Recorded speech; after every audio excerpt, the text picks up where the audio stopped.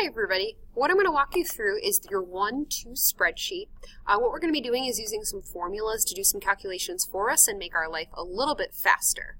So you should have your spreadsheet open, and what we're looking at is some daily data from Apple. So this is a set of data from December 13th through the 18th. And what we want to calculate is we want to calculate this change. Okay? The change is going to be the difference between the previous day's closing price and the current day's closing price. Okay? So what I'm going to do is I'm going to actually come up here and I'm going to block out that first change because we don't have anything to change from. Okay, we don't have the 12th data, so we can't see the change in the 12th versus the 13th. So what I want to do is I want to calculate the change between the 13th and the 14th. And I could just punch that into the calculator, but I'm going to make this use a formula instead. So to start a formula, you're going to use the equal sign, okay? And then you're going to type in the cells that you want to calculate from. So we want to calculate the difference between the 14th's closing price, and the 14th is in D4. And we want to subtract the 13th's closing price, which is in D3, okay? That gives us a change of negative 5.47, which makes sense. Okay, if we were going to do that in the calculator, we receive the same thing. Okay, the price of a share went down $5.47 between the 13th and the 14th. Okay, now we could repeat and do that formula again, okay, and type in instead D5 and D4. But what we can also do is we can make this formula true for the next couple of columns. So when I highlight that, I'm going to pick that little square down in the corner, and I'm going to drag that down. Okay, and what that's giving me is the change between the 17th and the 16th. We went down $1.54, and then from the 17th to the 18th, the change was a positive $2.13. So that click and drag let us determine the formula for everything. Then what we want to do is we want to calculate that change as a percentage. Okay, so if we lost $5.47 per share, what is that as a percent of the $170.9 or the $170.95?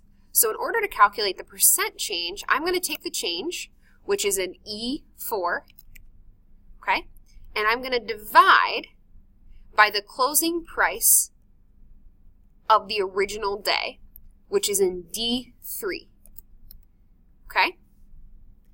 Then what I can do is I'm going to set that as a percentage in just a second. So now if I'm going to hit enter, okay, this is my change as a decimal. I can choose to change that to a percentage, and I want to show you how to do that. So here is my percent change. Right now it's not a percent, just a decimal. And I'm going to go up to data, okay?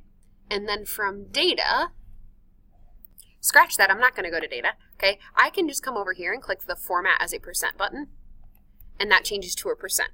So we lost about 3.2%, okay, when taking a look at the closing price of those two shares, and then I can drag that formula down and see what happened again. Okay, so the next day we lost another 0.93% and then 1.3%. So that's how we can calculate the percent change using a formula. Okay, then we're going to come on over here. Go ahead and make sure you're doing everything as I was doing it. Okay, you're going to be turning that in. Over here we're going to take a look at volume of shares. Okay, and what I have is I've got three companies. I've got Microsoft, Nike, and General Motors, and the total number of shares that they had on that day, the volume of shares, that's the total number of shares out there in the world. Okay, Microsoft has 2.7 million, Nike has even more, GM has even more than that. Okay, and what I want to do is I want to express that in either thousands or hundreds. And so to express that in thousands, I'm going to take my data that's in C2, okay, which is that number of shares there, and I'm going to divide it by 1,000. So if I want to express that volume in thousands, I have 2,728,000 shares, which is a different way of saying a million shares. But sometimes what we want to do is we want to get rid of all that extra data and kind of look at something a little more concrete. I can pull that formula down, and it'll work for Nike and for General Motors as well. Now, if I want to find that volume in hundreds, I have two options.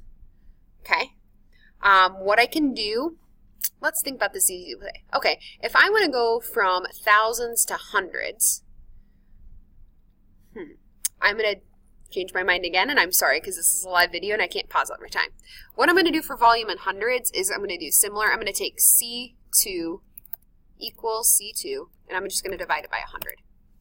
Okay, so I have 27,280 shares, and I'm going to pull that formula down. These numbers should look really familiar.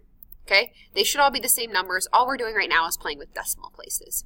So that's some ways that you can use some really easy formulas. Okay, we're going to be playing with spreadsheets a lot, but that's kind of the most basic thing you can do. Go ahead and make sure that your spreadsheet looks like mine and submit it in Google Classroom.